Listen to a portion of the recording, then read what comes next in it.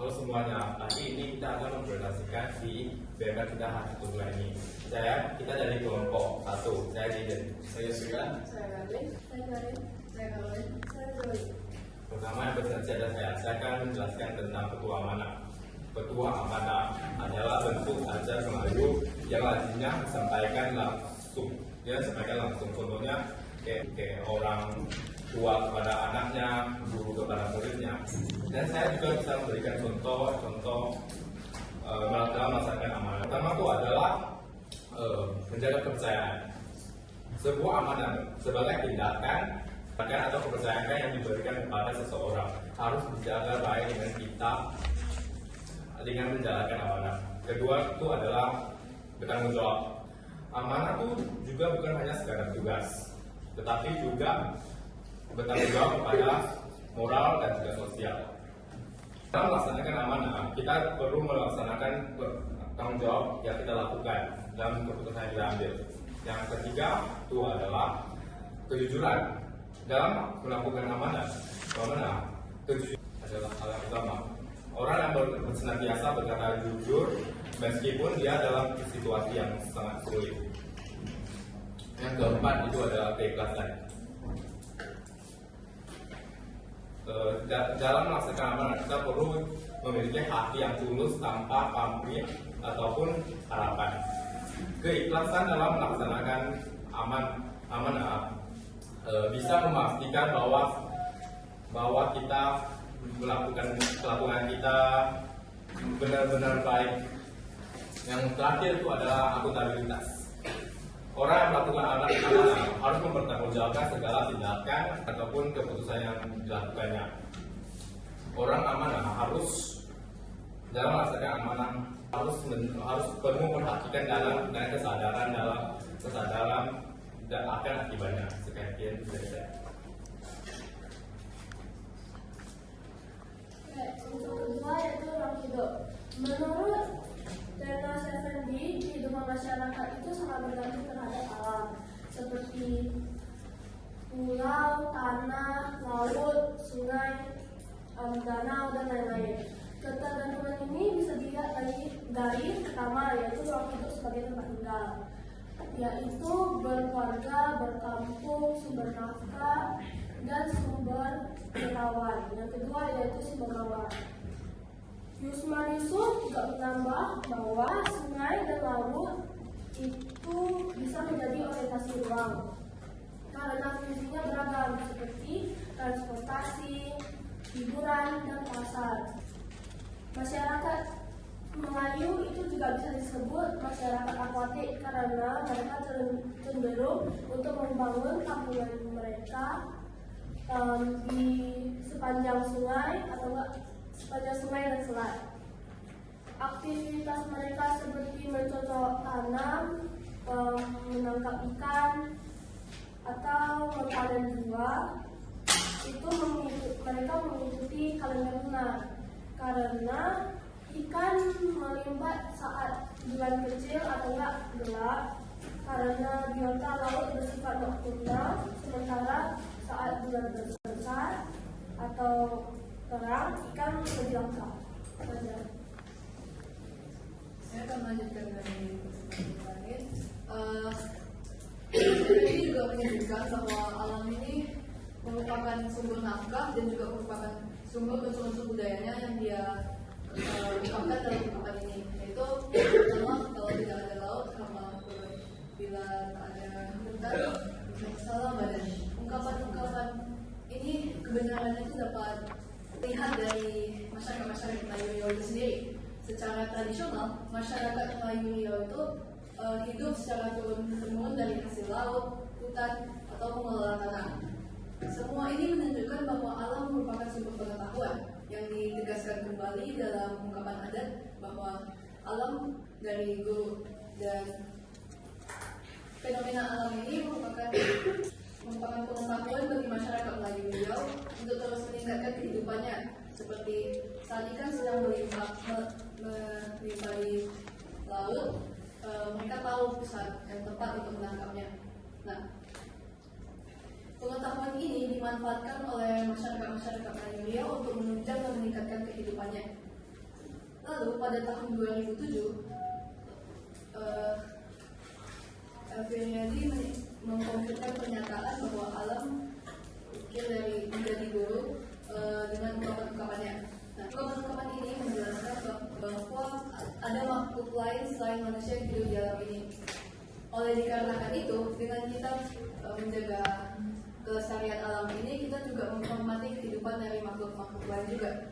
Dan dalam budaya Melayu Riau, sangat penting bagi kita untuk menjaga alam ini agar tetap hidup di antara kita. Karena dengan kita menjaga itu, kita juga hal itu juga tercermin dalam ungkapan serta juga dengan karya sastra seperti contohnya pantun juga. Dan dalam pantun Melayu lama, sekitar 70% dari kata-katanya itu menggunakan flora, yang berarti dari ungkapan-ungkapan tersebut masyarakat Melayu Riau sangat terikat dengan kondisi alam. Sekian dari saya.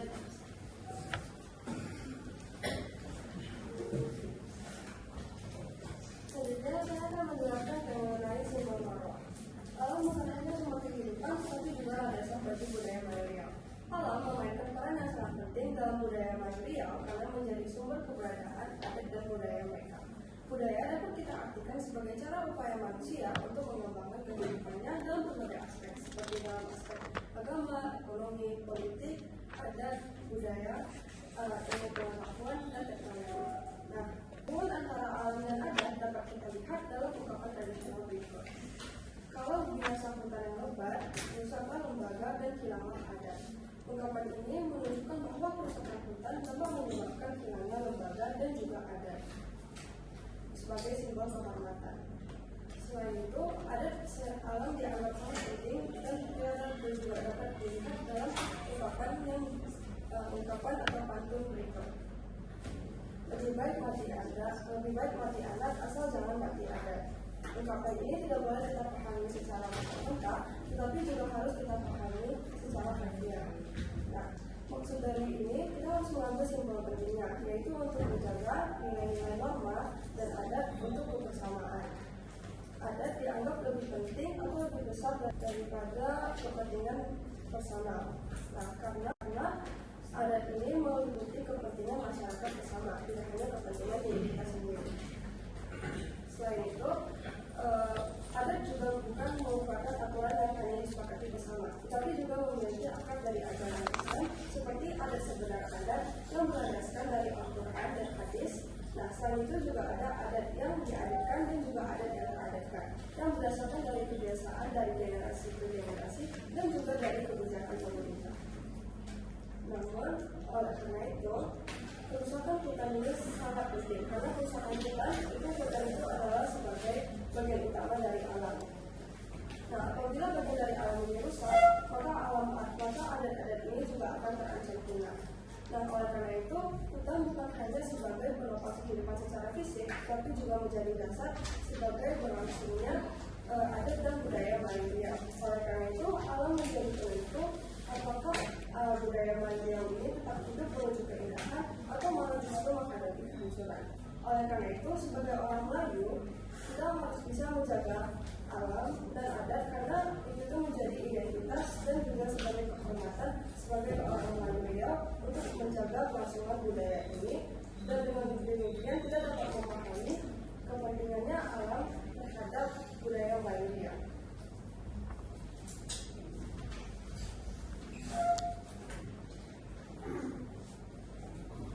Selanjutnya wilayah adat. Tapi kalau jaga menyatakan dengan sendirinya bahwa ruang wilayah adat terbagi menjadi dua, yaitu hutan digunakan untuk kehidupan masyarakat Melayu dan hutan tanah sebagai rumah bagi spirit kemelayuan. Hutan tanah merupakan ruang hidup bagi masyarakat Melayu dan memiliki tiga fungsi. Yang pertama sebagai penanda eksistensi dan marwah. Hutan tanah memiliki simbol sebagai tuah dan marwah, harkat dan martabat bagi kaum Melayu. Masyarakat Melayu yang tidak memiliki hutan tanah akan dianggap sebagai masyarakat yang mamam dan masyarakat yang terbuang. Oleh karena itu, masyarakat Melayu harus bisa memelihara hutan tanahnya sebagai bentuk penjagaan tuah dan marwah, harkat dan martabatnya.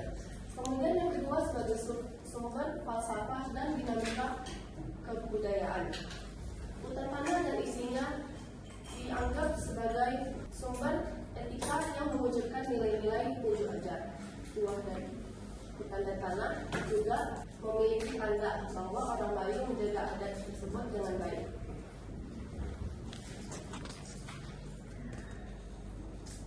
Baik, saya akan menjelaskan tentang pemanfaatan hutan tanah sebagai sumber nafkah.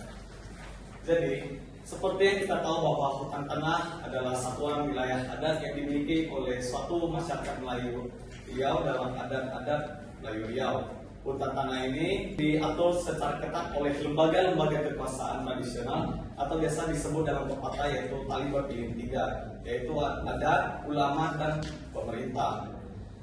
Hutan tanah dengan segala isinya dimanfaatkan oleh setiap makhluk sebagai pencarian nafkah. Asas ini diwajibkan untuk seluruh makhluk agar memanfaatkan hutan tanah bijaksana, afif, hemat dan cermat supaya bisa digunakan berlanjut dan turun temurun. Secara etik ungkapan adat mengatakan makan jangan menghabiskan, minum jangan mengeringkan, kalau makan berpadat-padat, kalau minum berhingga-hingga. Apabila mengolah hutan tanah, jaga pelihara, jangan menguna. Menurut pandangan Tenas Effendi, dalam adat terdapat pembagian alam, termasuk pembagian hutan tanah. Pembagian hutan tanah ini ada alam yang boleh dimiliki pribadi, ada alam yang boleh dimiliki suku dan kaum, ada juga alam yang boleh dimiliki oleh kerajaan, negeri, masyarakat luas, dan lain sebagainya. Hutan tanah ini digunakan untuk kepentingan bersama dan juga kepentingan pribadi. Dari sisi lain, masyarakat luas memandang hutan tanah yang dimiliki oleh persukuan dan kaum masyarakat tertentu yang secara lazim disebut sebagai tanah wilayah atau tanah wilayah dan lain sebagainya, biasa disebut secara umum yaitu tanah adat. Selain daratan, terdapat wilayah adat lainnya di Riau yaitu sungai. Di sungai terdapat hukum yang cukup ketat, yaitu terdapat ruang kelola komunal yang terdapat di ruas tertentu sungai, yaitu lubuk larangan. Lubuk larangan ini adalah suatu aliran sungai yang tidak diperbolehkan untuk memanfaatkan ataupun mengambil ikannya dengan waktu yang tidak ditentukan sampai ada kesepakatan oleh suatu masyarakat, lalu aliran sungai tersebut boleh digunakan, namun ada batasannya, yaitu dalam 1 hari, lalu ditutup kembali lubuk larangan tersebut. Mungkin sekian dari presentasi kita. Mohon maaf bila ada kesalahan kata dan semoga informasi ini bermanfaat bagi kita semua.